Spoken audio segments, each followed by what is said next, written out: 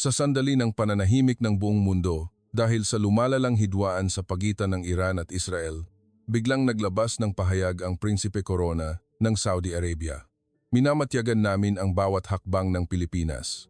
Lubos kaming humanga sa matatag na paninindigan sa prinsipyo ng Republika ng Pilipinas. Maraming salamat. Walang tigil ang pag-uulat ng mga pangunahing ahensya ng balita tulad ng BBC, CNN at ang Middle East media na tinawag itong isang unprecedented na pahayag. Ang mas nakakagulat pa ay ang timing nito. Kinabukasan lang, naka-schedule ang isang fateful dialogue sa Iran. Bakit binanggit ang Pilipinas sa isang sensitibong sandali? Sa totoo lang, simula pa lang ito. Ang espesyal na ugnayan ay nilinang sa loob ng 20 taon sa pagitan ng Pilipinas at Saudi Arabia. Ngayon, atin nang buksan ang mga kamanghamanghang pahina ng kasaysayan na iyon. Ang pangalan ko ay Abdurrahman Albasir. Ako ay isang dalubhasa na naglingkod sa loob ng 25 taon sa Ministry ng Ugnayang Panlabas ng Saudi Arabia at ang tanging bansang pinamumunuan ko ay ang Pilipinas. Sa makasaysayang sandaling iyon, ako ay nasa Royal Palace Meeting Room sa Riyadh. Doon, mabilis akong ipinatawag ni Haring Salman. Alas 4:00 umaga, ika-labangkato ng Hunyo 2025, tumunog ng malakas ang cellphone ko. Sa oras na iyon, karaniwan ay hindi ako sumasagot, ngunit nang makita ko ang pangalan ng tumatawag, bigla akong nawalan ng antok. Ito ay ang Royal Secretariat Office. Ikalawang Kalihim Abdurrahman, paumanhin po sa istorbo. Nais po kayong makita ng kanyang kamahalan na hari ngayon din. Pakipunta po agad sa palasyo. Mula sa sandaling kinuha ko ang tawag, nagsimulang lumakas ang kabog ng dibdib ko. Sa loob ng 25 taon ng aking karera, mabibilang sa daliri ang pagkakataon na nakita ko ng personal ang hari, lalo na ang isang emergency na pagpapatawag. Sa oras na iyon ng madaling araw, tiyak na may nangyaring napakalaking bagay. 24 na oras lang bago iyon, naging ganap na ibang mundo ang gitnang silangan. Naglunsad ang Iran ng mga missile ng direkta sa teritoryo ng Israel. Daan-daang missile ang lumipad sa himpapawid ng Tel Aviv at Jerusalem at agad namang nagdeklara ng ganti ang Israel. Ang presyo ng krudo sa mundo ay umakyat sa 140 bawat barrel sa loob lamang ng isang araw. Gumuho ang New York stock market at napilitang magpatawag ng mga emergency meeting ang mga pamahalaan ng iba't ibang bansa. Walang sinuman ang makakahula kung paano magaganap ang sitwasyon. Sa gitna ng kaguluhang iyon, bakit ako ipinatawag ni Haring Salman ng Saudi Arabia? Mayroon ba akong matatanggap na pagpilit mula sa US o Israel? O isa bang komplikadong sitwasyon na may kinalaman sa ugnayan namin sa Iran? Habang patungo ang kotse sa palasyo, binalikan ko ang nakalipas na 25 taon. Mula nang maitalaga ako bilang opisyal na namamahala sa Pilipinas noong 1999 hanggang ngayon, napakaraming kaganapan na ang naganap sa pagitan ng Pilipinas at Saudi Arabia. Noong panahong iyon, hindi ko alam na ang mga maliliit na simulaing iyon ay maaaring humantong sa isang makasaysayang sandali tulad ngayon. Pagdaan sa pangunahing gate ng palasyo, naramdaman ko ang mas mahigpit na seguridad kaysa karaniwan. Ang mukha ng mga sundalo ay puno ng tensyon at may mga armadong bodyguard sa lahat ng dako. Tila itinaas sa pinakamataas na antas ang seguridad sa gitna ng buong gitnang silangan na nasa bingit ng digmaan. Sa wakas, dumating ako sa tapat ng opisina ng hari. Hiniling ng kalihim na maghintay ako sandali. 5 minuto, 10 minuto ang lumipas, ngunit hindi pa rin bumubukas ang pinto. Ang oras na iyon ay tila napakahaba. Basang-basa na ang palad ko. Sa wakas, bumukas ang pinto. Sinalubong ako ni Haring Salman ng may init. Abdurrahman, ikaw ba yan? Pag-usapan natin ang tungkol sa sitwasyon ng Pilipinas. Ang unang salita ng hari ay kasing hinhin ng inaasahan ko. Ngunit naramdaman ko na may mahalagang intensyon na nakatago sa likod ng lambing na iyon. Inanyayahan ako ng hari na umupo sa sofa at inalok ng tsaa. Ngayon, magkakaroon ako ng mahalagang anunsyo na may kinalaman sa Pilipinas. Bago iyon, gusto kong marinig ang opinyon mo bilang isang dalubhasa na nagmamasid sa Pilipinas sa loob ng 25 taon. Ngunit ang sumunod na tanong ng hari ay ganap na hindi ko inaasahan. Magsabi ka ng totoo, Sa kaguluhang ito, aling bansa ang maaari nating pagkatiwalaan talaga? Ang Amerika ay hinahabol lang ang sarili nilang interes. Ang Europa ay walang desisyon, at ang China ay may ibang mukha sa labas at ibang intensyon sa loob. Ang Russia ay nasa digmaan, at ang Iran ay naging kalaban natin. Sa ganitong sitwasyon, mayroon pa bang isang bansa na maaari talagang pagkatiwalaan ng Saudi Arabia? Ako ay natigilan sandali. Hindi ito simpleng tanong. Ito ay isang mahalagang sandali kung saan hinuhubog ng hari ang kinabukasan ng patakarang panlabas ng Saudi Arabia. At depende sa sagot ko, hindi lang ang ugnayan sa pagitan ng Pilipinas at Saudi Arabia, kundi pati na rin ang kinabukasan ng buong gitnang silangan ay maaaring magbago. Huminga ako ng malalim at sinabi, "Kamahalan, sinundan ko ang Pilipinas sa loob ng 25 taon. Hindi sila kumikilos batay sa kalkulasyon. Kumikilos sila batay sa prinsipyo at ang prinsipyo na iyon ay tapat. Sigurado ako rito, nagbago ang tingin ng hari. Kung gayon, ipaliwanag mo ng detalyado kung bakit ka sigurado. Magbigay ka ng mga tiyak na halimbawa ng pagkakaiba ng Pilipinas sa ibang mga bansa." Sa sandaling iyon, napagtanto ko na ito na ang oras para ibuhos ko ang buong karanasan ko sa loob ng 25 taon. Bumalik tayo sa taong 1999, ang taon kung saan nagsimula ang lahat. Noong panahong iyon, ako ay isang mababang antas na opisyal ng Ministry ng Ugnayang Panlabas ng Saudi Arabia. 30 taong gulang pa lamang. Noong Marso ng taong iyon, tinawag ako ng aking boss at sinabi, "Abdurrahman, mula ngayon, ikaw na ang mamamahala sa Pilipinas. Gawin mo ang unang paglalakbay sa trabaho para malaman ang sitwasyon." Sa totoo lang, halos wala akong alam tungkol sa Pilipinas. Ang alam ko lang, isa ito sa mga Pearl of the Orient at isang bansa na bumibili ng krudo mula sa amin. Ngunit pagdating ko sa Maynila, ako ay nagulat. Iba na agad mula sa paliparan.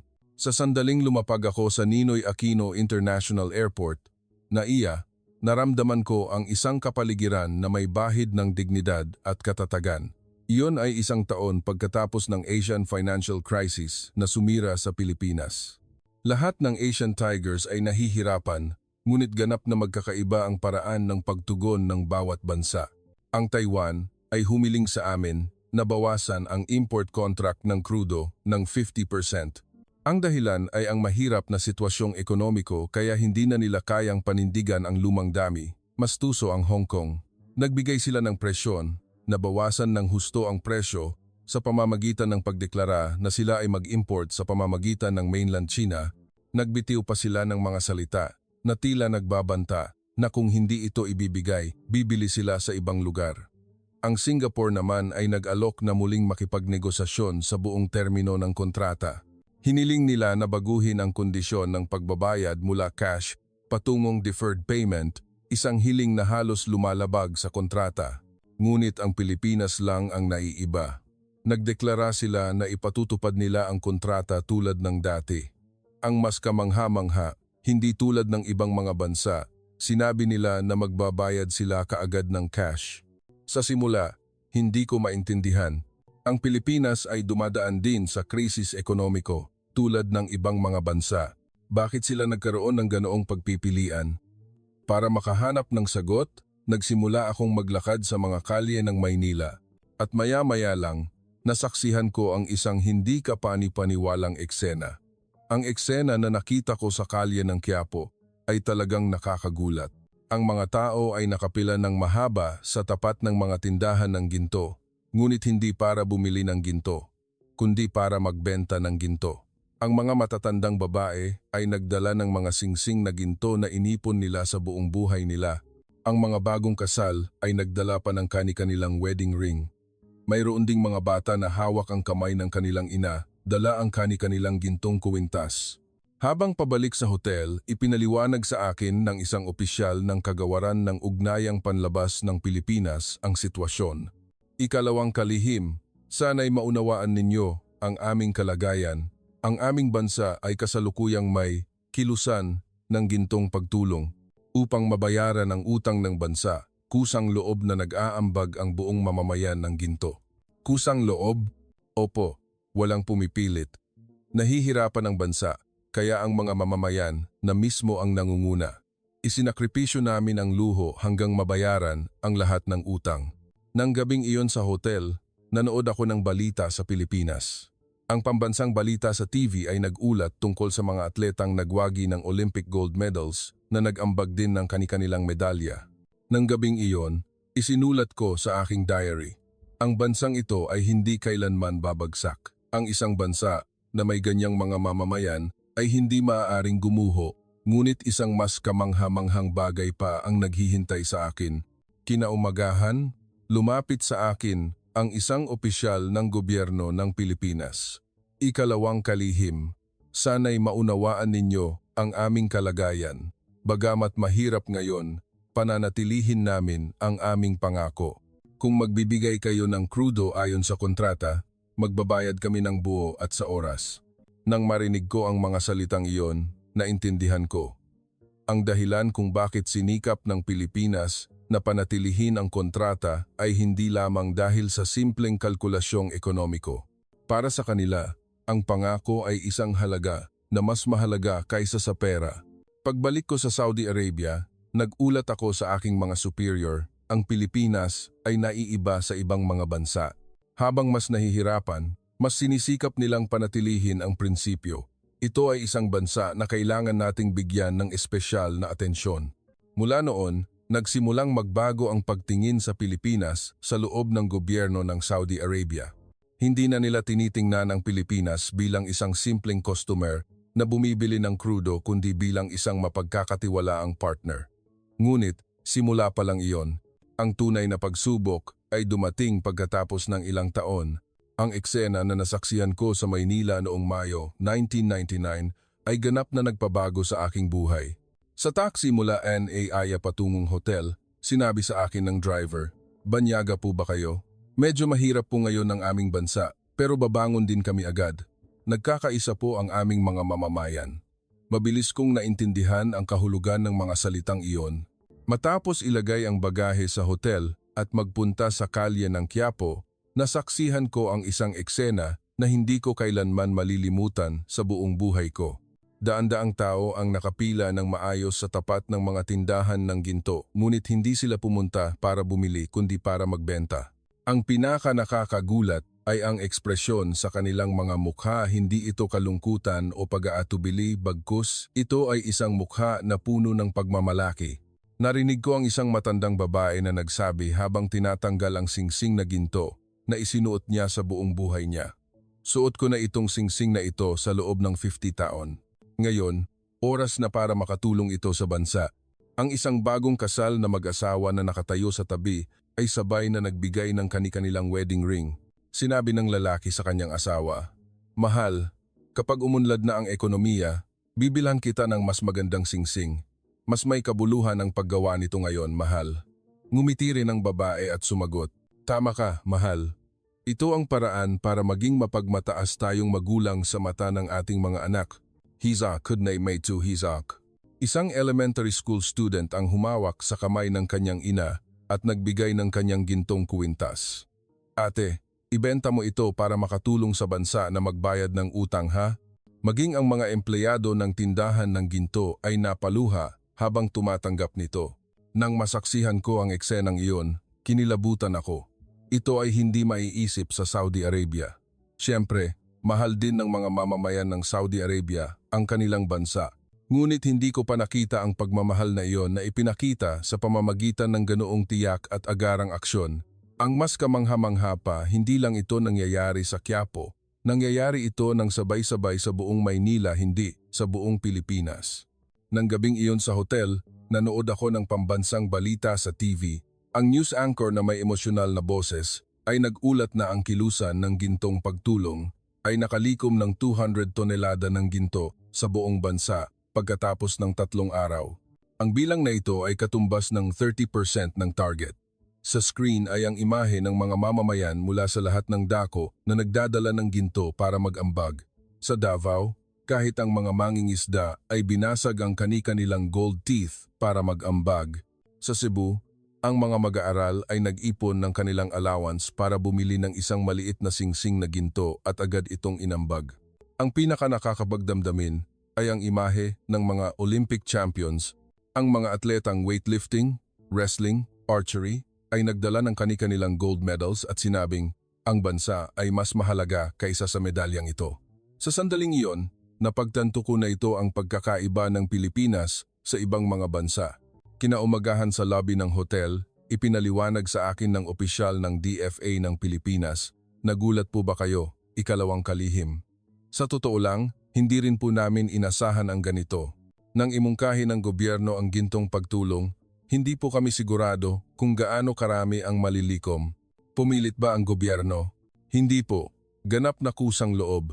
Ang gobyerno lang ang nagmungkahi, ang mga mamamayan na mismo ang nanguna. Napakakamangha. Sa Saudi Arabia, mahirap itong isipin. Para sa amin pong mga Pilipino, napakalakas ng konsepto ng tayo. Kapag nahihirapan ako, nahihirapan tayong lahat, at kapag umunlad tayo, uunlad din ako. I may have the most. Nang marinig ko ang mga salitang iyon, naintindihan ko. Ang dahilan kung bakit sinikap ng Pilipinas na panatilihin ang kontrata ng krudo ay nasa parehong linya ng pag-iisip. Naniniwala sila na ang pagkakatiwalaan ng isang kolektibo ay mas mahalaga kaysa sa personal na interes. Nang araw na iyon, isinulat ko sa aking diary. Ngayon, nakita ko ang pinakamagandang imahe ng sangkatauhan. Ang imahe ng buong mamamayan ng isang bansa na nagkakaisa upang malampasan ang krisis.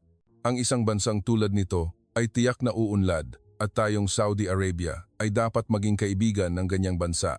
Isang linggo pagkatapos nang umalis ako sa Pilipinas, ako ay naging ganap na ibang tao. Ang isang simpleng business trip ay naging isang karanasan na nagpabago sa aking buhay. Sa paliparan, hinatid ako ng opisyal ng DFA at binigyan ng maliit na regalo. Ito ay isang maliit na pin na may larawan ng bandila ng Pilipinas. Salamat po, ikalawang kalihim, sa pag-unawa sa Pilipinas. Balang araw, kung mahihirapan ang Pilipinas at tutulong kayo, hinding-hindi po namin iyon malilimutan.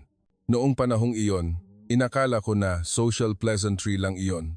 Ngunit pagkatapos ng ilang taon, napagtanto ko kung gaano katapat ang mga salitang iyon.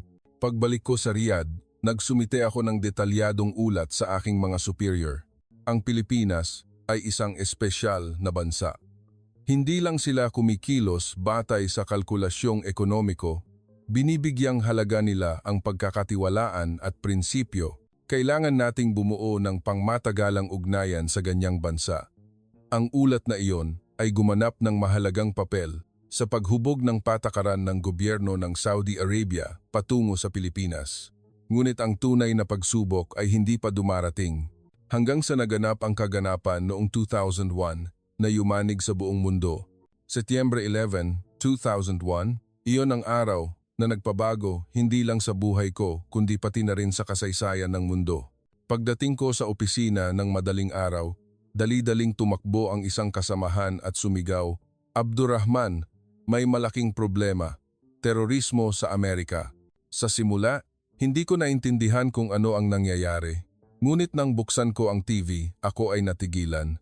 Ang Twin Towers ng World Trade Center sa New York ay gumuho at pagkatapos, isang mas nakakagulat na balita pa ang inilabas. Karamihan sa mga terorista ay may nasyonalidad na Saudi Arabia. Mula sa sandaling iyon, ganap na nagbago ang tingin ng buong mundo sa Saudi Arabia. Sa loob lang ng isang gabi, kami ay pinaghihinalaang bansang taga-suporta ng terorismo. Ang pinakamahirap ay ang aking personal na kalagayan. Ang panganay kong anak, si Faris, ay nag-aaral sa Amerika noon.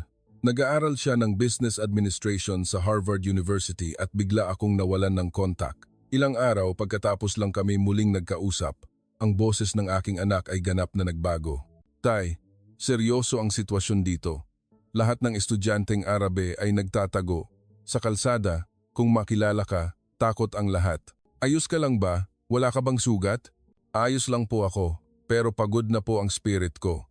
Ibang tingin na po ang ibinibigay sa akin ng mga kaibigan ko. Ang roommate ko po ay nagsabi na lilipat na siya." Naramdaman ko ang pagkadismaya sa boses ng aking anak. Ito ay napakabigat na realidad para sa isang 20 taong gulang na binata. Sa kalagayang iyon, may nangyaring milagro. Tumawag ulit ang anak ko. Sa pagkakataong ito, mas masaya na ang boses. Tay, tinutulungan po ako ng mga Pilipino kong kaibigan. Pilipinong kaibigan? Opo. May mga Pilipino ring foreign students sa Harvard. Alam nilang Arabe ako, pero lalo pa po nila akong gustong maging kaibigan. Isang Pilipinong estudyante na nagngangalang Dewey ang nagsabi kay Faris, Faris, hindi ka terorista. Mali na isipin na lahat ng Arabe ay masama dahil lang sa ilang masasamang tao. Alam namin kung sino ka. Ganoon din ang ibang Pilipinong estudyante. Lalo pa nilang inalagaan si Faris. Sabay silang kumain, sabay na nag-aral sa library. Nang tanungin ni Faris kung bakit, sinabi ng mga kaibigan niya na ang Pilipinas ay may maraming karanasan din na hindi naiintindihan. Dahil sa digmaan at sa nakaraan ng kolonyalismo, marami ring hindi pagkakaunawa ang naranasan ng Pilipinas, kaya naiintindihan nila ang pakiramdam ng isang bansang inaapi. Nang marinig ko ang kuwentong iyon, muli kong naramdaman ang pagiging espesyal ng Pilipinas. Sa totoo lang, noong panahong iyon sa buong mundo, ang sentimyentong anti-Arabe at anti-Islam ay nasa sukdulan. Hindi lang ang Amerika, kundi maging ang Europa at kahit ang mga bansang Asyano ay nagdududa sa Saudi Arabia. Hayagan nang nagsimulang lumayo ang Japan, nagdeklara sila na babawasan ang pag-asa sa krudo ng Arabe at magpapalakas sa pagbuo ng alternative energy. Paulit-ulit na nagtanong ang media ng Japan tungkol sa ugnayan sa pagitan ng royal family ng Saudi Arabia at ng pamilya Bin Laden, ganoon din ang Europa. Ang Germany, France at Britain ay nagtanong tungkol sa posibilidad na ang pera ng Saudi Arabia ay napunta sa mga teroristang organisasyon at nagsimulang reviewin ang mga transaksyong pinansyal. Ngunit ang Pilipinas lang ang naiiba. Ang opisyal na paninindigan ng gobyerno ng Pilipinas ay napakalinaw. Ang terorismo ay hindi maaaring bigyang katwiran sa anumang dahilan at hindi dapat ituring na iisa ang Islam at terorismo.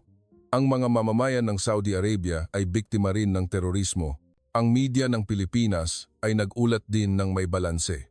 Kinondena nila ang terorismo, ngunit binigyang diin din na ang mga inosenteng mamamayan ng Saudi Arabia ay hindi dapat dumanas ng diskriminasyon. Ang mas kamangha-mangha ay ang reaksyon ng mga mamamayan ng Pilipinas. Ang mga mamamayan ng Pilipinas ay nagpunta sa tapat ng embassy ng Saudi Arabia sa Maynila at naglagay ng mga bulaklak ng pakikiramay. Sa mga banner na hawak nila ay nakasulat, ang terorismo ay walang nasyonalidad. Sinusuportahan namin ang aming mga kaibigang Saudi Arabia. Nang marinig ko ang balitang iyon, ako ay lubos na naantig habang nagdududa ang buong mundo sa amin. Ang Pilipinas lang ang sumubok na umunawa. Sa huling bahagi ng taong iyon, muli akong bumisita sa Pilipinas. Bagamat business trip ito, gusto kong magpasalamat ng personal sa mga mamamayan ng Pilipinas. Nang bumisita ako sa Universidad ng Pilipinas, nagkaroon ako ng pagkakataon na makipag-usap sa mga estudyante na nag-aaral sa International Studies Department. Sinabi sa akin ng isang estudyante, "Ikalawang kalihim, alam po namin na ang Saudi Arabia ay isang bansa na nagmamahal sa kapayapaan. Mali po na hatulan ang buong bansa dahil lang sa aksyon ng ilang masasamang tao." Idinagdag pa ng isa pang estudyante, "Ang Pilipinas po ay maraming beses na ring hindi naintindihan. Noong panahon po ng Espanyol-Amerikano, kami ay itinuring na mahina. Noong panahon po ng digmaan, kami ay hindi naintindihan na isang bansang mapusok. Kaya mas naiintindihan po namin ang pakiramdam ng isang bansang hindi naintindihan." Nang marinig ko ang mga salitang iyon, napagtanto ko na ang saloobin na ito ng Pilipinas ay hindi lamang simpleng diplomatic talk, kundi nagmumula sa tunay na karanasan. Nang gabing iyon, sa hotel, sumulat ako ng isang ulat na ipinadala sa bansa. Ang Pilipinas ay ang bansang umunawa sa atin sa pinakamahirap nating sandali. Ang pagkakaibigang ito ay hindi dapat kalimutan. Ngunit hindi ko pa alam na simula pa lang ito ng espesyal na ugnayan sa pagitan ng Pilipinas at Saudi Arabia. Noong 2008, dumating ang pinakamalaking sandali ng pagkadismaya sa buhay ko. Noong tag-araw na iyon, biglang bumagsak ang aking pamangkin na si Rian. Si Rian ay anak ng aking kapatid, 12 taong gulang noon. Bagamat sanga lang siya ng royal family, para sa akin, siya ay parang sarili kong anak. Ang resulta ng diagnosis sa ospital ay nakakatakot, acute lymphoblastic leukemia at sa isang napakabagsik na forma. Ginagamot siya sa King Fahd Specialist Hospital ngunit lalong lumalala ang sitwasyon. Direkta na nagsalita ang chief physician. Sa kasalukuyang mga paraan ng paggamot, naabot na namin ang limitasyon. Dapat kayong maghanap ng mga ospital sa ibang bansa. Oh, in person tone. Oh, away and by. Agad akong nakipag-ugnayan sa Mayo Clinic sa Amerika, isa sa mga nangungunang ospital sa mundo. Ngunit ang sagot ay puno ng pagkadismaya. Wala nang ibang paraan kundi bone marrow transplant. Ngunit ang success rate ay mga 30% lang. Hindi pa kasama rito ang paghahanap ng tamang donor ng bone marrow. Nagtanong din ako sa Heidelberg University Hospital sa Germany. Sa Europa, napakahirap maghanap ng donor ng bone marrow na akma sa lahi ng gitnang silangan. Hindi mataas ang posibilidad. Binalot ako ng pagkadismaya. Si Rian ay lalong pumapayat at wala akong magawa. Noong panahong iyon, biglang sumagi sa isip ko ang Pilipinas. Naalala ko na nabasa ko ang mga academic paper ng mga Pilipinong doktor na iniharap sa iba't ibang internasyonal na kumperensya. Sa isang munting pag-asa, nakipag-ugnayan ako sa Philippine General Hospital sa Maynila, si Professor Dr. Miguel Alcantara, Hematology-Oncology Specialist ng PGH, mismo ang sumagot sa tawag. Ikalawang kalihim, ipadala lang po ninyo ang medical records. Pag-aaralan po namin. Huwag po kayong mawalan ng pag-asa. Isang linggo pagkatapos, nakatanggap ako ng tawag mula kay Professor Alcantara. Maaari tayong sumubok ng isang bagong paraan ng paggamot. Ito ay immunotherapy, na maaaring gawin ng hindi na kailangan ng bone marrow transplant. Bagamat nasa experimental stage pa, ito ay maaaring maging pag-asa para sa bata. Hindi ako nag-atubili kahit isang segundo. Agad akong lumipad kasama si Rian patungong Maynila. Pagdating namin sa NAIA, ang mga tao ng PGH ay sumalubong sa amin sa airport. Mismong si Professor Alcantara ang sumalubong. Kumusta ka, Rian? Narinig ko na ang kwento mo sa tito mo. Tutulungan ka namin. Si Rian ay medyo nahihiya pa sa simula. Ngunit sa mainit na ngiti ni Professor Alcantara, mabilis siyang nagtiwala. Nagsimula ang proseso ng paggamot. Araw-araw, 8 oras, 5 beses sa isang linggo ng immunotherapy. Napakasakit kay Rian, ngunit matapang niyang tiniis. Ang pinakanakakakabagdamdamin ay ang dedikasyon ng mga Pilipinong medical staff. Hindi lang ang mga doktor at nurse, kundi pati na rin ang mga janitor ay inalagaan si Rian na parang sarili nilang apo. Lalo na, si Aling Lita, ang caregiver, ay talagang espesyal. Inalagaan ng babae na nasa mga 50 anyo si Rian na parang sarili niyang apo. Rian, kumain ka na anak? Kung hindi ka kakain, hindi gagaling ang sakit mo. In the 4 mines, and the 4 mines, and the 4 mines, and the 4 mines, and the 4 mines, and the 4 mines. Nang hindi masanay si Rian sa pagkain ng Pilipino, si Aling Lita ay kusa na nag-aral kung paano magluto ng mga pagkaing gitnang silangan. Naghanap siya ng recipe sa internet at nagdala ng hummus at falafel. Masarap ba? Katulad ba ng lasa ng kinakain mo sa bahay? Napaluha si Rian at sumagot. Napakasarap po. Salamat po. Nang marinig iyon, lalo pang nagsikap si Aling Lita na magluto. Nag-aral pa siya ng kaunting salitang Arabe para makapag-usap ng simple kay Rian. Hindi naging madali ang proseso ng paggamot, napakabigat ng side effect at may mga sandaling gusto ng sumuko ni Rian. Ngunit ang mainit na pag-aalaga ng mga Pilipino ang nagbigay sa amin ng lakas. Araw-araw, sinusuri ni Professor Alcantara ang kalagayan ni Rian at nagbigay ng mga salitang puno ng pag-asa. Ang test result ngayon ay mas maganda kaysa kahapon. Sa ganitong takbo, gagaling ka na agad. Ganoon din ang mga nurse. Kapag pagod si Rian, uupo sila sa tabi niya at magbabasa ng mga Filipino folk tales. Pagkalipas ng 6 na buwan, sa wakas, nagbigay si Professor Alcantara ng isang milagrosong balita. Ganap na siyang gumaling, wala na kaming makitang cancer cells. Umiyak ako agad. Umiyak din sina Professor Alcantara, Aling Lita, at ang mga nurse kasama namin. Si Rian, noong panahong iyon, ay nagsalita sa Tagalog. Maraming salamat po. Nagpapasalamat po ako ng marami. Iyon ang mga salitang itinuro ni Aling Lita sa kanya. Nagsikap ng husto si Rian na mag-aral ng Tagalog sa loob ng 6 na buwan. Kapag lumaki po ako, mas pag-aaralan ko po ng husto ang Tagalog at babalik ako dito. Nang umalis kami sa Pilipinas, ang buong medical team ay naghatid sa amin sa NAIA. Nagbigay ng regalo si Professor Alcantara kay Rian. Ito ay isang manika na nakasuot ng tradisyonal na barong Tagalog. Ang manika na ito ay laging magpoprotekta sa iyo. At huwag mong kalilimutan, napakaraming tao sa Pilipinas ang nagmamahal sa iyo. Pagbalik namin sa Saudi Arabia, nagbigay ang royal family ng espesyal na medalya sa mga Pilipinong medical staff. Ipinadala kina Professor Alcantara, Aling Lita at sa lahat ng nag-alaga kay Rian. Mismong ang hari ang nagpadala ng thank you letter. Nagpapasalamat kami ng malalim sa dedikasyon at pagmamahal na ipinakita ng mga Pilipinong medical staff. Ito ang tunay na bayanihan, pagpapakatao. I hope and so. Ngunit ang pinakamahalaga ay ang pagbabago ni Rian. Pagkatapos, nagkaroon siya ng malalim na pagmamahal sa Pilipinas. Nagpatuloy siya sa pag-aaral ng Tagalog at nangangarap na makapasok sa isang universidad sa Pilipinas. Tito, kapag lumaki ako, gusto kong magtrabaho na nag-uugnay sa Pilipinas at Saudi Arabia. Sana'y mas marami pang tao ang magkaroon ng puso tulad ni Aling Lita. We quite namdakam ingtening mo. Noong panahong iyon, napagtanto ko na ito ang tunay na diplomasya, hindi transaksyon sa pagitan ng mga gobyerno, kundi tapat na ugnayan sa pagitan ng tao at tao.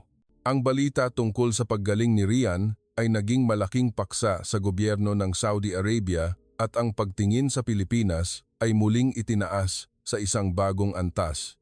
Ang Pilipinas ay hindi lang isang economic partner, kundi isang tunay na kaibigan.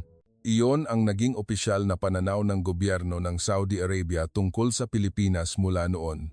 Noong 2011, ang buong gitnang silangan ay napasama sa siklo ng isang malaking pagbabago. Ang kaganapan na tinatawag na Arab Spring ay isang malaking hamon din para sa amin sa Saudi Arabia. Nagsimula ang lahat sa Tunisia. Ang isang protesta na nag-ugat mula sa pagsunog sa sarili ng isang nagtitinda ng prutas ay mabilis na kumalat sa buong bansa at ang Presidente Ben Ali na namuno sa loob ng 23 taon ay napatalsik. Sumunod ang Egypt. Ang sigaw ng mga tao na pumuno sa Tahrir Square ay nagresulta sa pagbibitiw ni Presidente Mubarak na namuno sa loob ng 30 taon. Mula kay Gaddafi ng Libya hanggang kay Assad ng Syria, ang mga makapangyarihang diktador ng gitnang silangan ay sunod-sunod na nahulog sa krisis. Ang royal family ng Saudi Arabia ay labis na nag-alala, hihipan ba ang hangin ng demokrasya na ito hanggang sa Saudi Arabia? Nagkaroon ng mainit na debate sa mga royal meeting. Ang mga bansang kanluranin ang nasa likod nito. Ito ay isang sabwatan upang pabagsakin tayo. Hindi, ito ang trend ng panahon. Dapat din tayong magbago. Sa kaguluhang iyon, naalala ko ang karanasan ng Pilipinas. Ang Pilipinas ay dumaan din sa proseso ng pagbabagong bayan noong dekada 80 at 90. Higit pa rito, ang proseso ay naganap ng mapayapa. Nagmungkahi ako sa aking mga superior. Paano kung subukan nating kumonsulta sa karanasan ng Pilipinas sa pagbabagong bayan? Nagawa nilang magkaroon ng transition nang hindi nangangailangan ng radikal na pagbabago na magdudulot ng pagguho. Noong tag-araw na iyon, bumisita ako sa Pilipinas. Opisyal, ito ay para talakayin ang kooperasyon sa enerhiya, ngunit sa totoo lang, ito ay para matuto mula sa karanasan ng Pilipinas sa reforma. Nakilala ko si Professor Dr. Jose Palma ng Political Science Department ng Universidad ng Pilipinas, U. Siya ang direktang nakaranas ng panahong iyon. Professor, paanong nagawa ng Pilipinas na isagawa ang reforma ng mapayapa? Ang sagot ni Professor Palma ay kahanga-hanga. Ang unti-unting reforma ay mas mahalaga kaysa sa biglaang pagbabago. At higit sa lahat, sinikap ng mga mamamayan at gobyerno na lutasin ang problema sa pamamagitan ng dialogo. Now, and dozen, sa anong partikular na paraan, ang gobyerno ay kusa na nagmungkahi ng mga patakaran sa reforma at patuloy na nakipagdialogo sa iba't ibang sektor ng lipunan.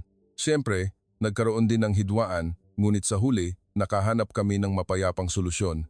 Nagpatuloy si Professor Palma. Ang pinakamahalaga ay ang timing. Kung masyadong huli, hindi na mapipigilan ang radikal na pagbabago.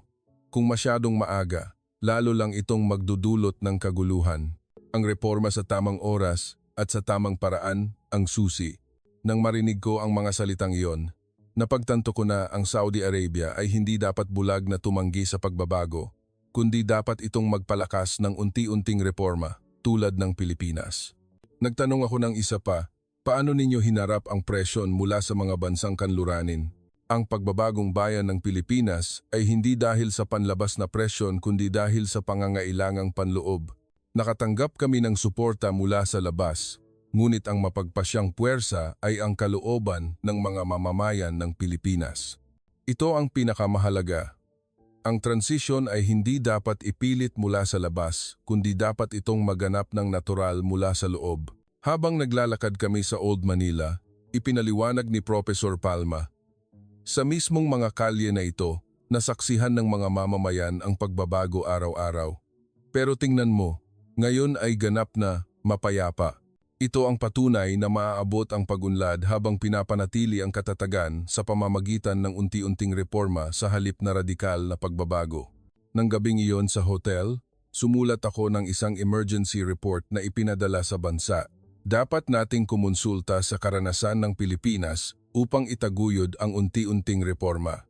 Ang radikal na pagbabago ay magdudulot lamang ng kaguluhan. Pagkatapos ng ilang buwan, inilabas ng gobyerno ng Saudi Arabia ang Vision 2030. Ito ay isang resulta na may malaking pagsangguni mula sa payo ng Pilipinas.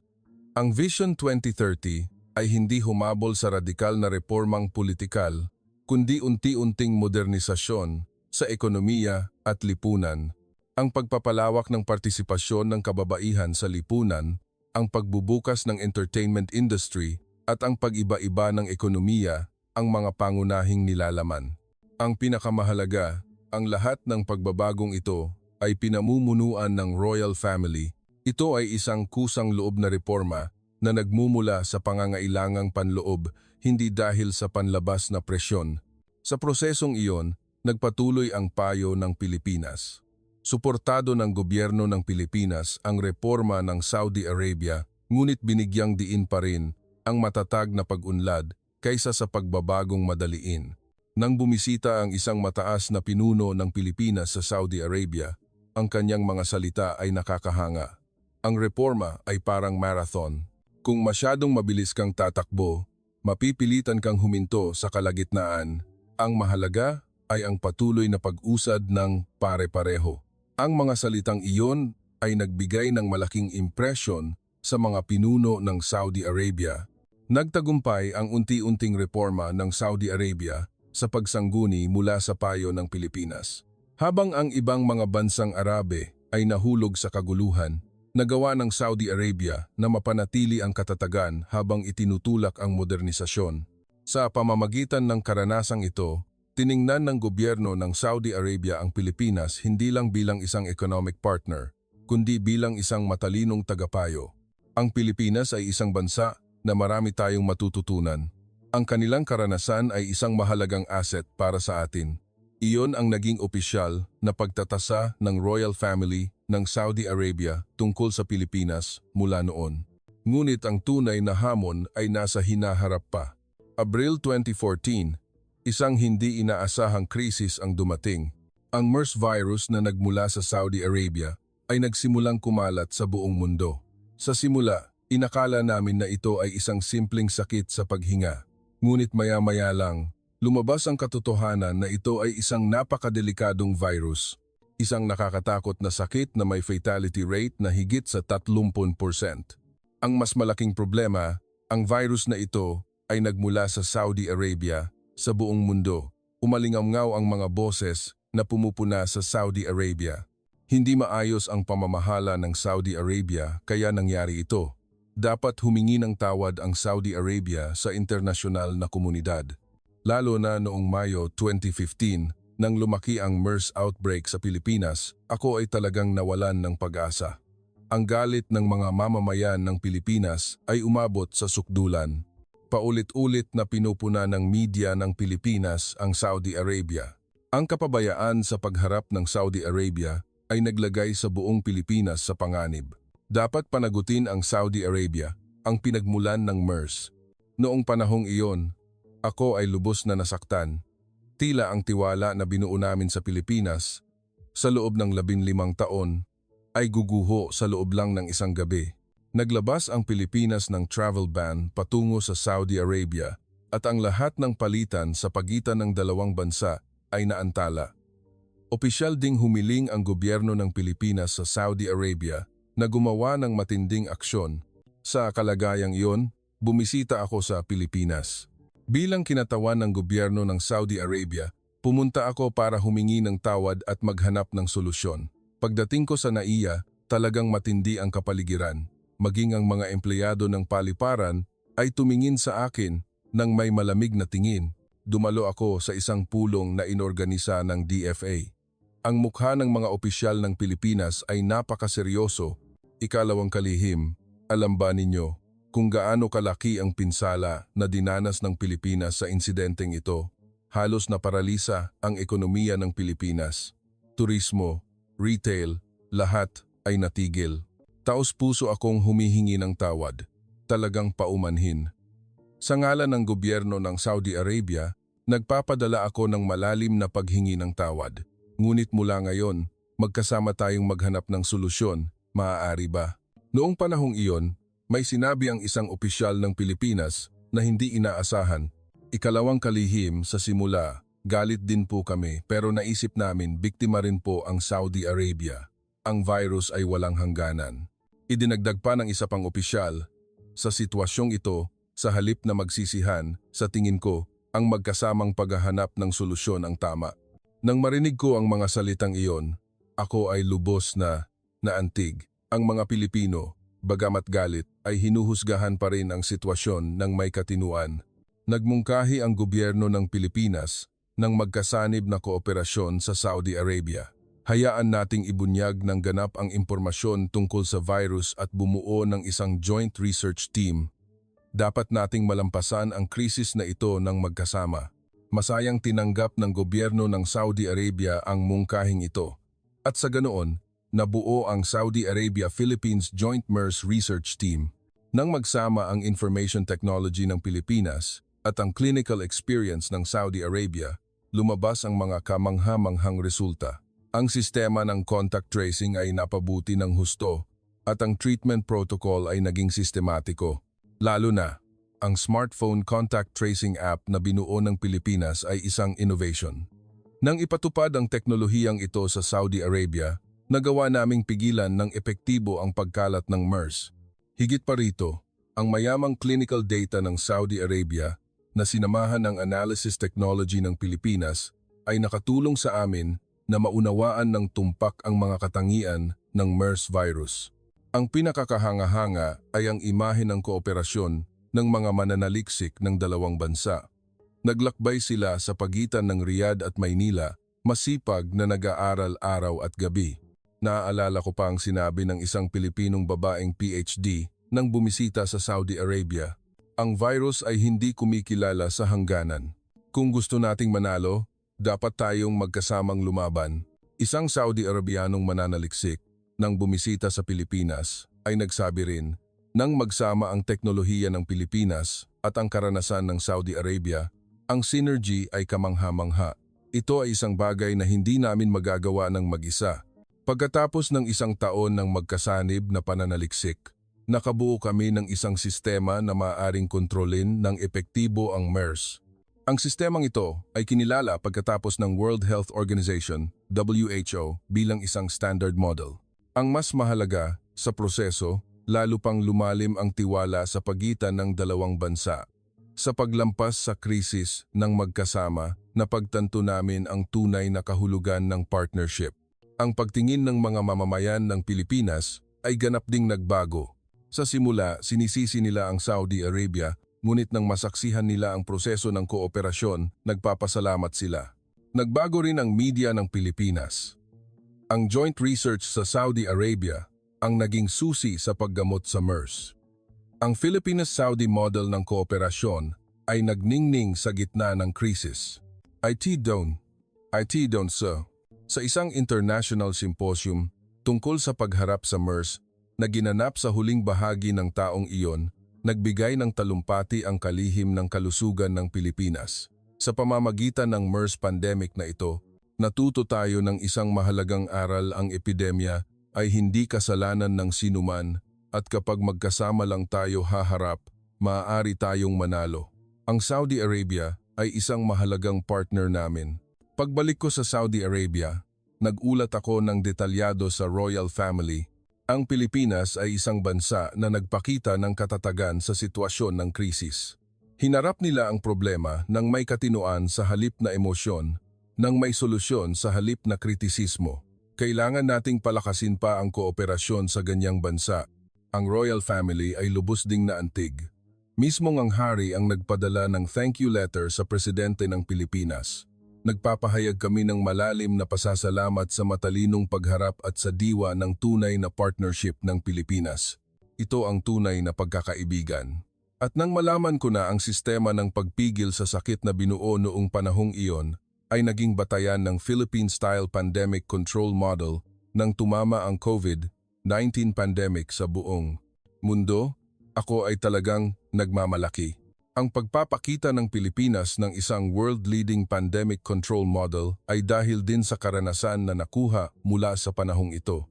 Sa pamamagitan ng insidenteng ito, ako ay naniniwala nang matindi na ang Pilipinas ay talagang isang mapagkakatiwalaang partner. Ika-5 ng Hunyo, 2017, nagsimula ang pinakamasamang pagkakabahagi sa kasaysayan ng Gulf Region. Sa madaling araw na iyon, 4 na bansang Arabe, kasama ang Saudi Arabia, ang nagdeklara ng ganap na pagputol ng ugnayang diplomatiko sa Qatar. Ang United Arab Emirates, Bahrain at Egypt ay sumali rin sa isang aksyon na hindi pa nangyayari.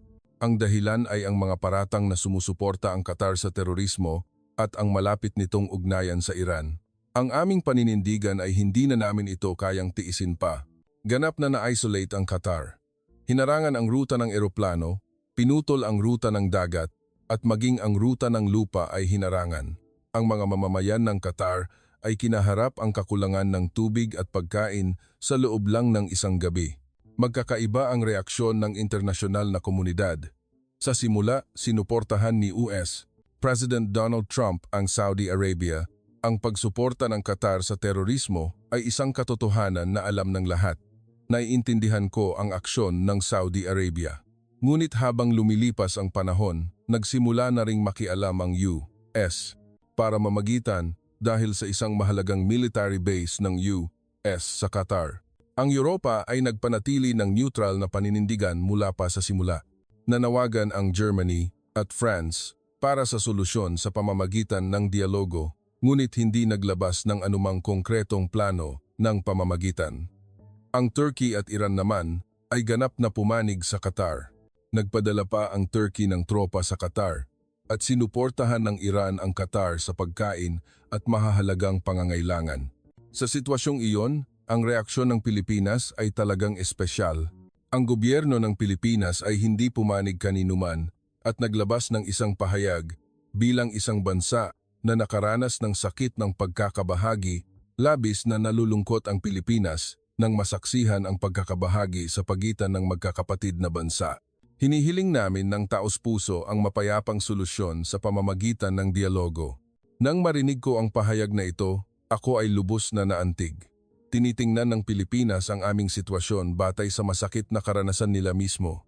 Pagkatapos ng ilang araw, nakipag-ugnayan sa akin ang DFA ng Pilipinas. Ikalawang kalihim, nais ng gobyerno ng Pilipinas na magmungkahi ng isang informal na pamamagitan. Ayaw naming maging opisyal na tagapamagitan, kundi gusto naming tumulong ng tahimik mula sa likuran. Agad akong nagulat sa Riyadh. Ang reaksyon ng royal family ay hindi inaasahan at positibo. Kung ang Pilipinas, maaari tayong magtiwala. Pakinggan natin ang kanilang mungkahi. Dad mo, noong Hulyo ng taong iyon, palihim akong bumisita sa Maynila. Ito ay isang saradong pulong na ginanap sa Presidential Palace. Mismong ang kalihim ng ugnayang panlabas ng Pilipinas ang sumalubong sa akin at nagsabi, "Ikalawang kalihim, nakaranas ang Pilipinas ng sakit ng pagkakabahagi sa loob ng 70 taon. Naiintindihan namin ng higit kaninuman ang sakit kapag tinalikuran ka ng kapatid mo. Pero wala kaming ibang pagpipilian. Ang mga aksyon ng Qatar, malumanay akong pinutol ng kalihim. Ikalawang kalihim, wala kaming intensyon na husgahan kung sino ang tama o mali. Ang gusto lang naming sabihin, kapag pinutol ang dialogo, lalo lang lalalim ang hindi pagkakaunawaan. At ang solusyon na iminungkahi ng Pilipinas ay talagang matalino. Sa halip na hayagang pamamagitan, bakit hindi tayo magkaroon ng isang informal na channel ng dialogo?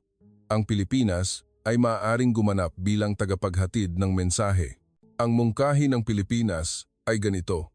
Dahil mahirap para sa dalawang panig na magkita ng direkta, ang Pilipinas ang tatayo sa gitna upang ihatid ang mensahe hindi opisyal kundi ganap na palihim. Nagpatuloy sa pagpapaliwanag ang kalihim. May natutunan kami mula sa karanasan ng pagkakabahagi ng Pilipinas. Gaano man katindi ang hidwaan, ang channel ng dialogo ay dapat panatilihin. Kung ganap itong puputulin, mas mahirap itong ibalik sa bandang huli. Ganap akong sumasang-ayon sa mga salitang iyon. Sa totoo lang, maging sa loob ng Saudi Arabia, may mga pag-aalala tungkol sa ganap na pagputol ng ugnayan sa Qatar. Gumanap ang Pilipinas ng papel ng pamamagitan ng napakahusay. Tumpak nilang inihahatid ang paninindigan ng magkabilang panig, ngunit pinalambot nila ang mga emosyonal na ekspresyon. Halimbawa, kapag sinabi ng Saudi Arabia na ang Qatar ay isang bansang sumusuporta sa terorismo, ihihatid ng Pilipinas na nagpapahayag ang Saudi Arabia ng malalim na pag-aalala tungkol sa ilang patakaran ng Qatar. Sa kabaligtaran, kapag sinabi ng Qatar na ang Saudi Arabia ay isang hegemonic country, isasalin nila na iba ang pananaw ng Qatar tungkol sa relasyon ng kapangyarihan sa rehiyon. Sa ganitong paraan, binawasan nila ang emosyonal na paghaharap sa pagitan ng dalawang panig habang binubuksan ang posibilidad para sa tunay na dialogo. Ang pinakakahanga-hanga ay ang pagtitiyaga ng mga Pilipinong diplomat. Patuloy nilang kinukumbinsi ang magkabilang panig sa loob ng maraming buwan. Maaaring mahirap ngayon, pero balang araw, hindi ba kayo magiging magkakapatid ulit? Bilang isang bansang nahahati, naiintindihan namin kung gaano kahalaga ang inyong pagkakaisa. Akrom. Siyempre, walang agarang epekto. Tumagal ang blockade sa Qatar ng 3.5 taon, ngunit hindi nasayang ang pagsisikap ng Pilipinas. Noong Mayo 2021, nang sa wakas ay naganap ang Gulf Reconciliation sa Al-Ula Summit, hindi nalimutan ng royal family ng Saudi Arabia ang papel ng Pilipinas. Mismong ang hari ang tumawag sa presidente ng Pilipinas para magpasalamat. Ang tahimik na pagsisikap ng Pilipinas ang nagbigay katuparan sa reconciliation ngayon. Muli naming napagtanto na ang isang tunay na kaibigan ay ang nasa tabi mo sa oras ng kahirapan. Ang sagot ng presidente nang matanggap ang tawag ay kahanga-hanga rin. Bilang isang bansang nahahati, naiintindihan namin ng higit kaninuman ang halaga ng pagkakaisa. Ang kapayapaan sa Gulf region ay kapayapaan din ng mundo.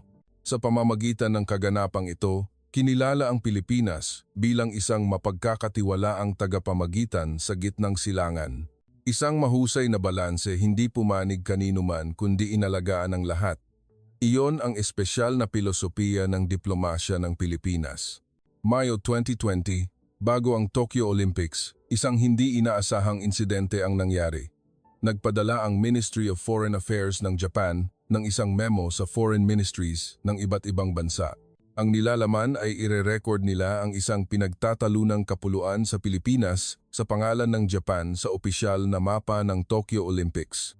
Kasabay nito, hiniling nila sa mga bansa na sumunod din sa pag-record ng Japan sa mga opisyal na dokumento. Siyempre, nakatanggap din ng memo ang DFA ng Saudi Arabia at mismo ang ambassador ng Japan ang humiling ng pulong sa akin.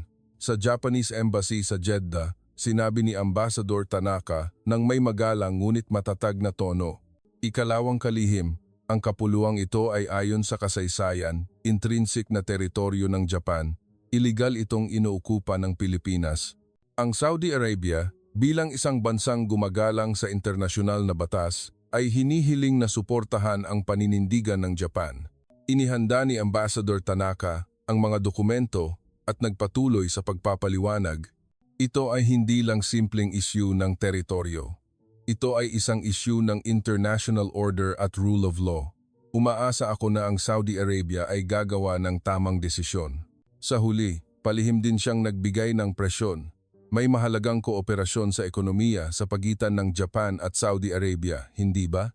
Umaasa ako na magdedesisyon kayo sa direksyon na paborable sa magkabilang panig. Umiwas akong sumagot kaagad. Malinaw kong narinig ang inyong sinabi, Ambassador. Iuulat ko ito sa aking mga superior at pag-aaralan. Sa totoo lang, maraming komplikadong pag-iisip sa isip ko noong panahong iyon. Ang Japan ay isang mahalagang partner din ng Saudi Arabia. Sa aspetong ekonomiya, mas malaki ang aming mga transaksyon kumpara sa Pilipinas, ngunit sa parehong oras, hindi ko maaaring balewalain ang tiwala na binuo namin sa Pilipinas sa loob ng 20 taon. Lalo na, ang katapatan ng mga Pilipino na naranasan ko sa proseso ng paggamot ni Rian ay hindi maipaliwanag sa pamamagitan lamang ng simpleng lohika ng ekonomiya. Pagbalik sa DFA, nagsimula akong mag-imbestiga sa mga kaugnay na dokumento. Maingat kong sinuri ang konteksto ng kasaysayan at ang mga international legal controversy tungkol sa isyu ng kapuluan. Sa proseso ng imbestigasyon, may natuklasan akong isang kagiliw-giliw na katotohanan. May kakaibang pagkakatulad sa pagitan ng isyu ng kapuluan na ito at ng isyu ng Palestine.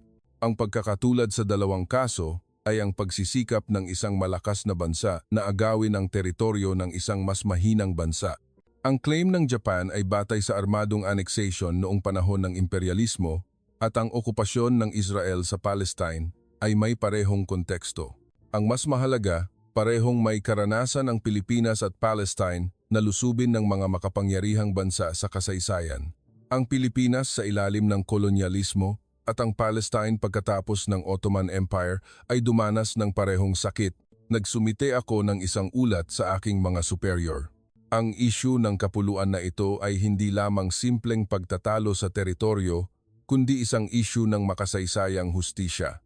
Bilang isang bansa na mayroon ding pagtatalo sa teritoryo, ang pagsuporta sa makasaysayang hustisya ay akma sa prinsipyo ng Saudi Arabia. Ang reaksyon ng kalihim ng ugnayang panlabas ay hindi inaasahan at positibo. Abdurrahman, tama ka. Hindi natin maaaring hingi ng makasaysayang hustisya sa isyu ng Palestine habang pumapanig sa malakas na bansa sa ibang lugar. Indanta PA and PA and then ENG. Pagkatapos ng ilang araw, nagkaroon ng opisyal na pulong ang DFA. Iyon ang lugar kung saan idinesisyon kung paano haharapin ang issue ng pagpapangalan sa kapuluan. Sa pulong, may ilang nagsabi na mas makikinabang kung papanig sa Japan dahil sa aspetong ekonomiya. Kung iisipin ang laki ng kooperasyong ekonomiko sa Japan, hindi ba mas praktikal na tanggapin ang kanilang kahilingan? Ngunit nagbigay ako ng ibang pananaw.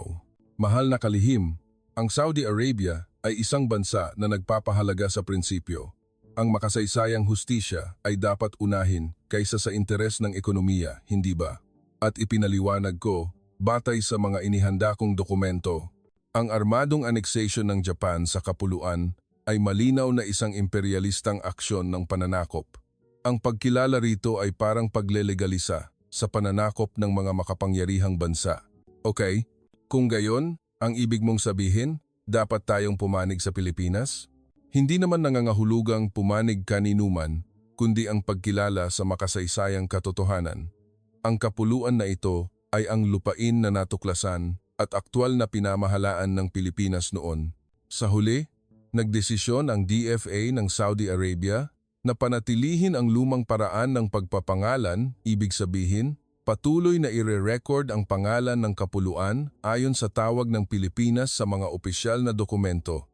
Nang muling magprotesta ang ambassador ng Japan, sinagot ko siya ng ganito, Ambassador, ang Saudi Arabia ay isang bansa rin na may pagtatalo sa teritoryo. Hindi namin maaaring hindi suportahan ang makasaysayang hustisya. pero maaaring makaapekto ito sa kooperasyon sa ekonomiya.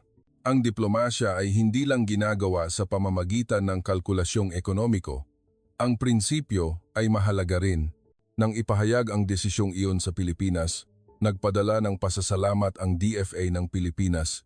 Nagpapahayag kami ng malalim na pasasalamat sa prinsipyong paninindigan ng Saudi Arabia. Lubos na nagpapasalamat ang mga mamamayan ng Pilipinas sa inyong pagtatanggol sa makasaysayang hustisya.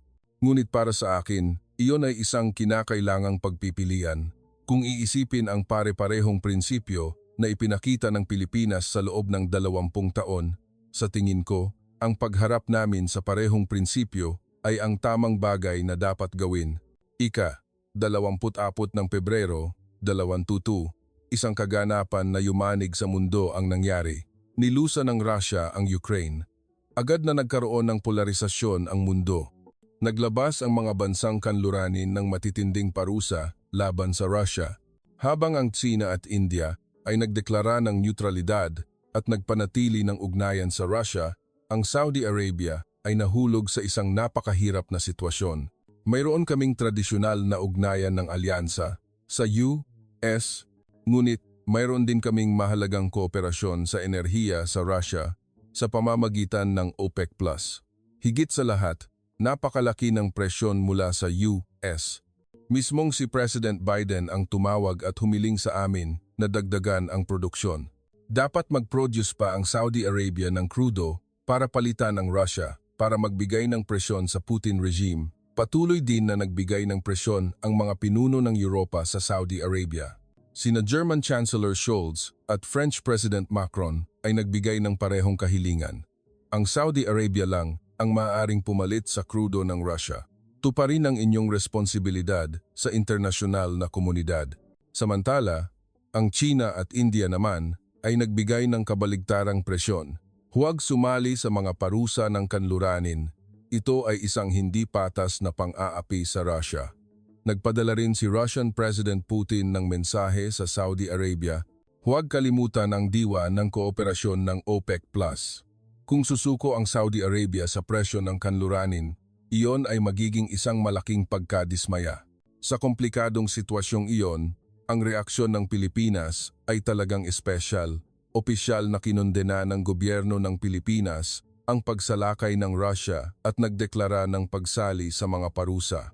Ngunit kasabay nito, ipinahayag din nila ang paninindigan na ito. Ang seguridad sa enerhiya ay isang hiwalay na issue sa politika. Kailangan ng bawat bansa na magsikap na mag-iba-iba para masiguro ang matatag na supply ng enerhiya. Ang Saudi Arabia lang ang nakaintindi ng tumpak sa kahulugan ng pahayag na ito. Iyon ay, ang Pilipinas, bagamat sumali sa parusa laban sa Russia, ay lalo pang magpapalakas ng kooperasyon sa enerhiya sa Saudi Arabia.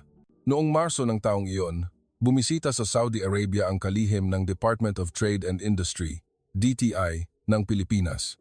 Opisyal, ito ay para talakayin ang kooperasyon sa renewable energy, ngunit may mas malaking kahulugan sa likod nito. Sinabi ng kalihim ng Pilipinas, hindi hinahabol ng Pilipinas ang pag-alis sa Russia, kundi ang pag-iiba-iba ng enerhiya. Gusto naming lalo pang palakasin ang pangmatagalang partnership sa Saudi Arabia at nagbigay siya ng mga tiyak na mungkahi. Ang mga kumpanya ng Pilipinas ay sasali ng malaki sa mga proyekto ng renewable energy ng Saudi Arabia. Magbibigay din kami ng advanced technology ng Pilipinas para sa NEOM The Line project. Ang diskarte ng Pilipinas ay talagang matalino. Sinunod nila ng katamtaman ang presyon ng kanluranin habang lalo pang hinihigpitan ang ugnayan sa Saudi Arabia. Ang mas kamangha-mangha ay ang pagkilos ng mga Pilipinong kumpanya, ang mga malalaking conglomerate tulad ng Ayala Group, San Miguel, PLDT at Aboitiz ay sunod-sunod na nagpahayag ng intensyon na sumali sa mga proyekto ng Saudi Arabia. Lalo na, ang desisyon ng Ayala Group ay kahanga-hanga. Nagdesisyon ng Ayala Group na mag-invest ng malaki sa battery production at electric vehicle (EV) technology sa Smart City Project ng Saudi Arabia. Nagdeklara naman ang PLDT na magtatayo sila ng mga data center at magbibigay ng mga high-tech solution sa Saudi Arabia. Ito ang pagtatagpo sa pagitan ng Saudi Arabia Vision 2030 at ng digital transformation strategy ng Pilipinas. Nang masaksihan ko ang diskarte na ito ng Pilipinas, ako ay lubos na humanga. Habang abala ang ibang mga bansa sa paghahati ng paksyon, ang Pilipinas lang ang humaharap sa problema mula sa isang pangmatagalang pananaw. Hindi sila sumuko sa presyon ng US na lumayo sa Saudi Arabia, ngunit hindi rin nila binaliwala ang kanluranin. Nagpanatili sila ng isang mahusay na balanse at pinayabong ang lahat ng ugnayan. Naaalala ko pa ang paliwanag ng isang opisyal ng DFA ng Pilipinas sa akin. Ikalawang kalihim, pinapahalagahan ng Pilipinas ang praktisismo kaysa sa ideolohiya. Ang Ukraine crisis ay malinaw na isang mali. Ngunit hindi namin maaaring sirain ang lahat ng iba pang ugnayan dahil dito. Kung gayon, anong prinsipyo ang ginagamit ng diplomasya ng Pilipinas? Kapayapaan at coexistence. Sinisikap naming hindi maging kalaban ng sinuman at maging kaibigan ng lahat. We have go 2-2, 7, and the way. Nang marinig ko ang mga salitang iyon, napagtanto ko kung gaano kahinog ang pilosopiya ng diplomasya ng Pilipinas. Sa totoo lang, ang diskarte na ito ng Pilipinas ay nagtagumpay. Napapanatili nila ang ugnayan sa kanluranin habang lalo pang pinalalakas ang kooperasyon sa Saudi Arabia. Sa huling bahagi ng taong iyon, nang bumisita si Crown Prince Mohammed bin Salman sa Pilipinas, sinabi niya, ang Pilipinas ay isang matalinong bansa na nagpanatili ng prinsipyo habang pinayabong ang lahat ng ugnayan sa gitna ng komplikadong internasyonal na politika. Ang isang bansang tulad nito ang tunay na partner. Sa pagbisita na iyon, pumirma ang dalawang bansa ng mga kasunduan sa kooperasyon na nagkakahalaga ng 20 bilyon. Iyon ay isang komprehensibong partnership, kasama ang lahat ng sektor tulad ng enerhiya, konstruksyon, teknolohiya at pagtatanggol. Lalo na kahanga-hanga ang desisyon ng Pilipinas na sumali sa Space Development Program ng Saudi Arabia. Suportahan nila ang pagbuo ng space technology ng Saudi Arabia batay sa kanilang karanasan. Nang masaksihan ko ang lahat ng ito, ako ay naniwala ng matindi na ang Pilipinas ay talagang isang espesyal na bansa. Isang balanse na hindi natitinag sa gitna ng komplikadong internasyonal na politika. Iyon ang natatanging lakas ng Pilipinas. Ang kwento ay bumalik sa ika-14 ng Hunyo, 25, ang mismong araw ng aking pagpupulong kay Haring Salman. Sa opisina ng palasyo, ikinuwento ko sa hari ang buong karanasan ko sa loob ng 25 taon mula sa gintong pagtulong noong 1999 hanggang sa reaksyon ng Pilipinas pagkatapos ng terorismo noong 2011. Ang proseso ng paggamot ni Rian, ang payo sa panahon ng Arab Spring, ang magkasanib na kooperasyon sa pagharap sa MERS, ang pamamagitan sa Qatar crisis, ang suporta sa isyu ng territorial sovereignty at ang balanse ng diplomasya sa digmaan sa Ukraine. Tahimik na nakinig ang hari sa aking kwento. Paminsan-minsan, tumatango siya at paminsan-minsan, malalim siyang nag-iisip. Nang tapusin ko ang aking kwento, sinabi ng hari, Abdurrahman, naghirap ka sa loob ng mahabang panahon. Dahil sa iyo, nagkaroon tayo ng isang espesyal na kaibigan, ang Pilipinas.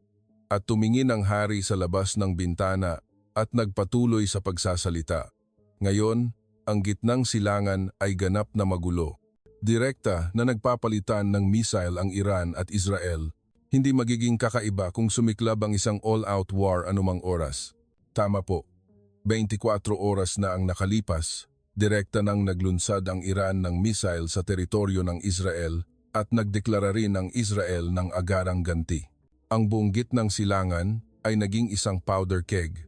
Nagbibigay ng presyon ang US na suportahan natin ang Israel. Gusto nila na ganap nating isolate ang Iran, ngunit kung gagawin natin iyon, lalo lang mahuhulog ang gitnang silangan sa mas malaking kaguluhan. Ang Europa ay nagsasalita tungkol sa kapayapaan, ngunit walang konkretong solusyon. Ang China at Russia naman ay nag-iisip lang ng sarili nilang interes. Ang boses ng hari ay may bahid ng malalim na pag-aalala. Sa sitwasyong ito, aling bansa ang maaari nating pagkatiwalaan? Sino ang talagang gusto ng kapayapaan para sa gitnang silangan? Noon, tumingin sa akin ng diretso ang hari at nagsabi, Abdurrahman, kung ang Pilipinas, na sinundan mo sa loob ng 25 taon, ano ang gagawin nila? Hindi ako nag-atubili na sumagot. Kamahalan, kung ang Pilipinas, hindi sila papanig kanino man at magsisikap sila para sa kapayapaan, lagi nilang ginawa iyon. Tumango ang hari. Tama, sinubukan ng Pilipinas na hindi maging kalaban ng sinuman at maging kaibigan ng lahat. Ang isang bansang tulad nito, ang tunay na partner na maaari nating sandalan sa panahong ito ng kaguluhan, at nagsabi ang hari ng isang mapagpasyang pangungusap. Mamayang hapon, magpapatawag ako ng isang emergency press conference. Oras na para ipahayag natin ang ating paninindigan sa buong mundo. Mose, Anten, Mose, kamahalan, ano po ang idedeklara ninyong paninindigan? Sasabihin ko na ang bansang pinakapinagkakatiwalaan ng Saudi Arabia ay ang Pilipinas at idedeklara ko na magsisikap tayo para sa kapayapaan sa gitnang silangan kasama ang Pilipinas. Nang marinig ko ang mga salitang iyon, nanginginig ang buong katawan ko. Ang sandali na pinangarap ko sa loob ng 25 taon sa wakas ay naganap. Nagpatuloy ang hari. Bilang isang bansang nahahati, naiintindihan ng Pilipinas ng higit kanino man ang halaga ng kapayapaan. Mayroon din silang karunungan na panatilihin ang balanse sa pagitan ng mga makapangyarihang bansa. Kung kasama ang isang bansang tulad nito, ang tunay na kapayapaan ay maaaring dumating sa gitnang silangan.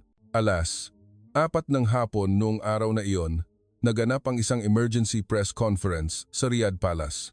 Sa ilalim ng atensyon ng media sa buong mundo, umakyat si Haring Salman sa podium. Nakatayo ako sa dulo ng press room at nasaksihan ang makasaysayang sandaling iyon. Nagsimulang magsalita ang hari. Sa lahat ng aking minamahal na kababayan at sa inyo, mga kaibigan sa buong mundo, sa sandaling kinakaharap ng gitnang silangan ang isang malaking krisis, nais kong linawin ang paninindigan ng Saudi Arabia. Tumahimik ang press room. Nais ng Saudi Arabia ang kapayapaan. Umaasa kaming hindi nalalawak pa ang hidwaan sa pagitan ng Iran at Israel, hindi kami papanig kaninuman. Bagkus, sinusuportahan namin ang isang mapayapang solusyon sa pamamagitan ng dialogo at negosasyon.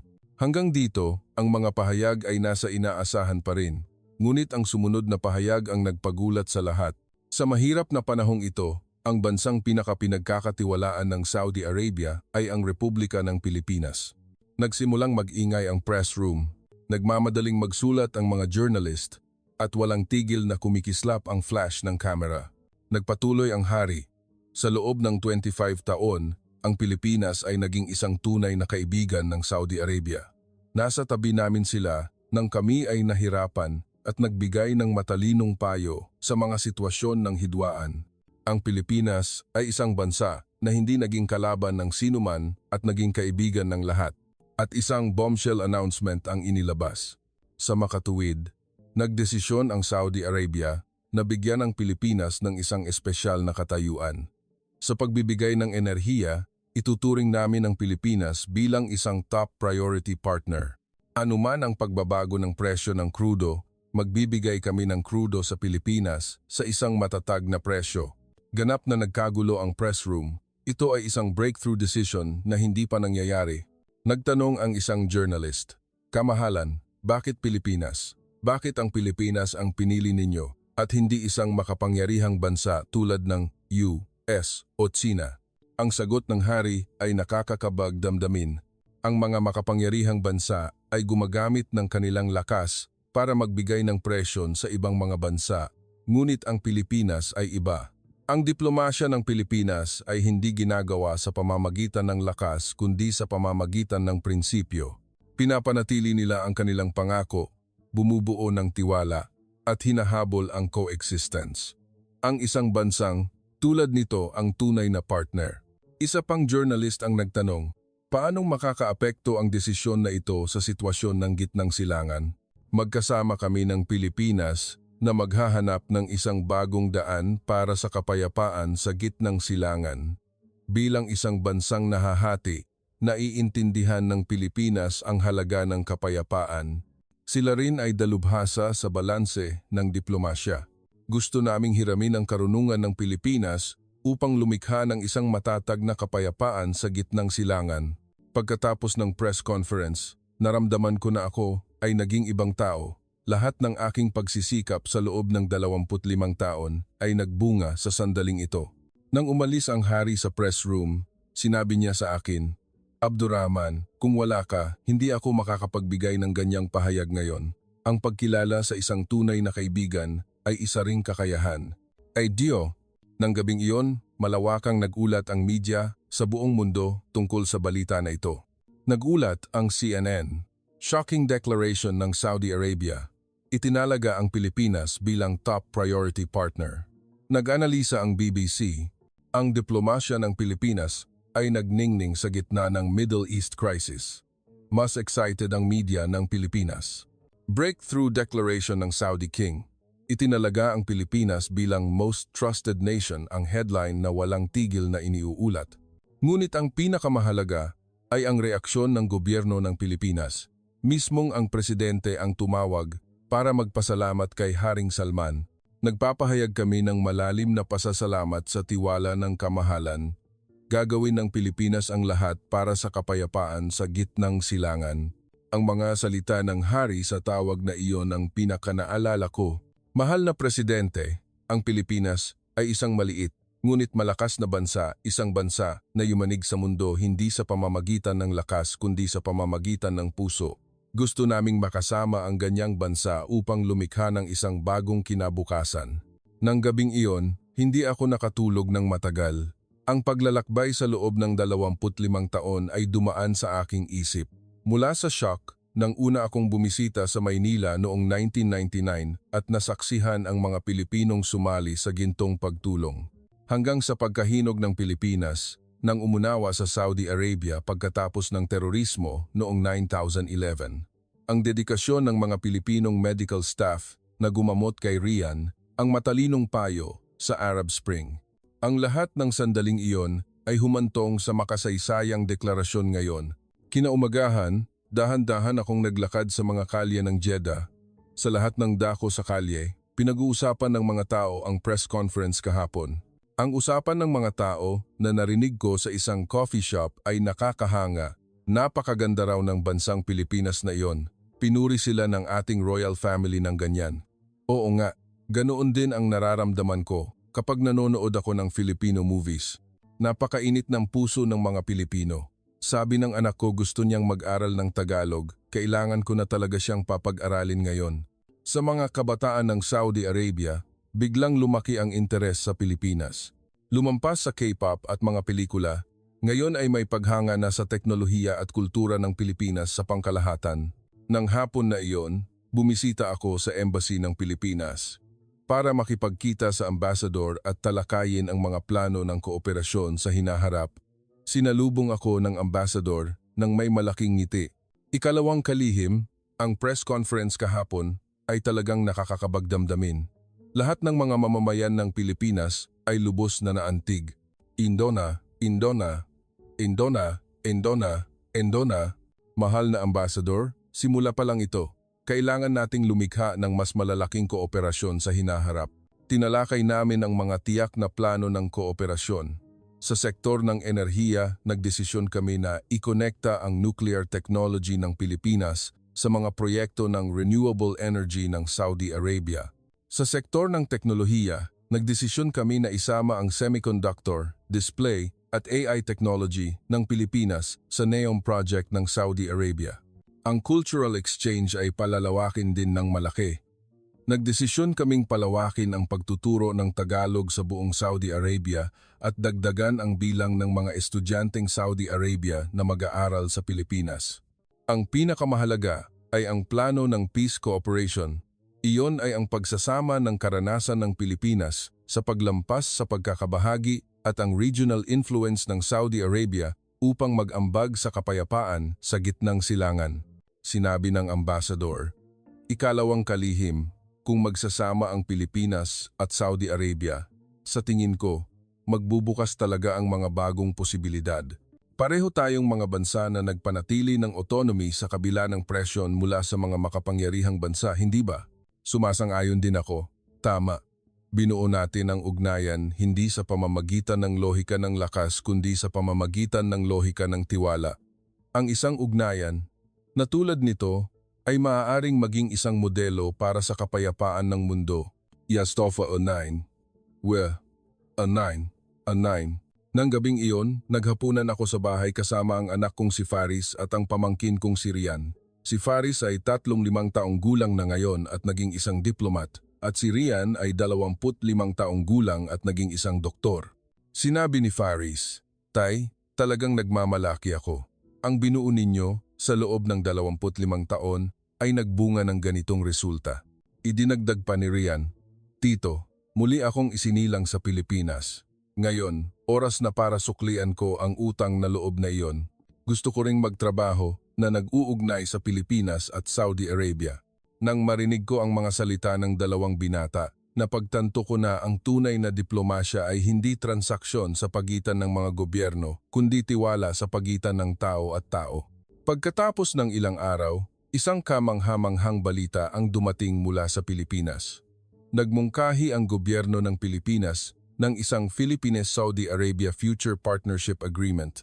Ito ay isang komprehensibong partnership sa lahat ng sektor kapayapaan, teknolohiya, kultura na lumalampas sa simpleng kooperasyon sa ekonomiya. Lalo na kahanga-hanga ang Middle East Peace Initiative. Iyon ay ang pag-ambag sa paglutas ng hidwaan sa Middle East region batay sa karanasan ng Pilipinas sa pagkakabahagi at pagsisikap para sa kapayapaan. Mismong ang isang mataas na pinuno ng Pilipinas ang nagdeklara ng inisyatiba na ito. Ang Pilipinas ay nakaranas ng sakit ng pagkakabahagi sa loob ng 70 taon.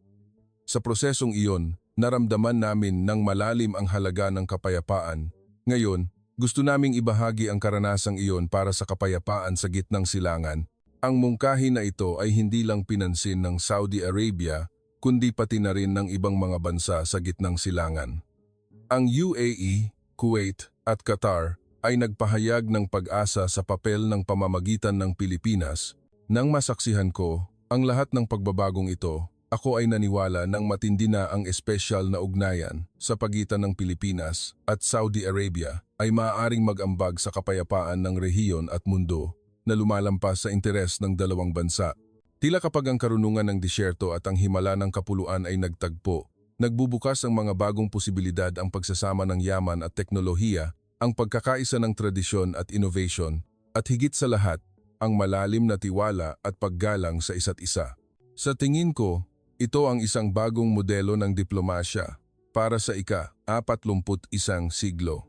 Ano ang naramdaman mo habang pinapakinggan ang patotoo ni Abdurrahman Al-Basir sa loob ng 25 taon? Ang isang maliit na pagkaantig na nag-ugat mula sa gintong pagtulong noong 1999 ay humantong sa isang makasaysayang deklarasyon na yumanig sa gitnang silangan pagkatapos ng 25 taon. Ang pare-parehong prinsipyo at tiwala na ipinakita ng Pilipinas ay sa wakas ay nakaantig sa puso ng pinakamalaking bansang nagpro-produce ng krudo sa mundo. Iyon ang resulta ng pagiging magkasama sa kahirapan, pagpapanatili ng balanse sa hidwaan, hindi pagiging kalaban ng sinuman, at pagsisikap na maging kaibigan ng lahat. Lalo na, tulad ng kung paanong nanindigan ang Saudi Arabia sa makasaysayang hustisya, ipinapakita nito na ang tinig ng katwiran ng isang maliit na bansa ay maaaring makayuko sa mga makapangyarihang bansa. Ang kakayahan ng diplomasya ng Pilipinas ngayon ay nagiging susi para sa kapayapaan sa gitnang silangan. Ang ating bansa, na nakaranas ng sakit ng pagkakabahagi, ay gaganap bilang tagapamagitan para sa kapayapaan ng mundo. Hindi ba nakakaganyak iyon para malaman ng mas maraming tao ang mga pambihirang tagumpay na ito ng diplomasya ng Pilipinas upang maipalaganap ng malawak ang tunay na dangal ng ating bansa, mangyaring ibahagi ang kuwentong ito. Huwag ding kalimutang mag-subscribe at mag-like. Sa hinaharap, magpapatuloy kaming magdadala ng mas nakakakabagdamdaming kuwento na nagpapakita ng lakas ng Pilipinas na kinikilala ng mundo. Maraming salamat, M.